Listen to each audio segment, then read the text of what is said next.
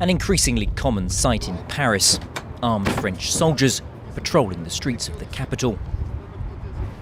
Since the attacks of January 2015, Operation Sentinelle has seen up to 10,000 soldiers at a time deployed, 7,000 of them in Paris. Their visible presence serving to reassure citizens. An old lady said to us, "I'm really pleased you're here. I feel safer, not just because of the attacks, but also when it comes to petty crime." I was really touched by that. She spent 5 minutes chatting with us, and we saw that what we're doing, well, it's not for nothing. Reassuring their presence may seem, but it's almost impossible to safeguard against every attack. Faced with an ever-evolving threat, the armed forces have been forced to modify their tactics too. That's why our plans have to be all the more mobile, more unpredictable, more adaptable. That's why we're determined, especially since the attacks of November 13th, to deploy our units across the entire Paris region.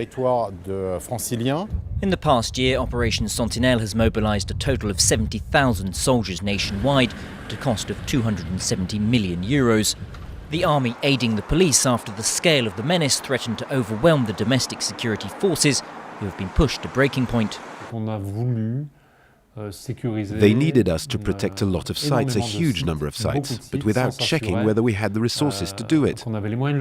We soon realized we didn't have the manpower to do it, which is why we needed backup from the army. With the security forces seriously stretched, the massive deployment of Operation Sentinelle is both costly and far from 100% effective.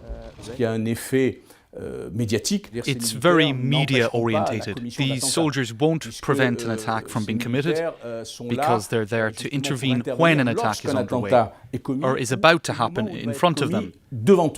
The operation essentially covers a failure of the security forces and intelligence agencies. The French government has vowed to partially reverse recent cuts to the military budget and recruit over 10,000 new soldiers and police officers. And while the number of volunteers has leaped in the wake of the attacks, the effect won't be felt on the streets until they're fully trained, a process that will take at least 2 years.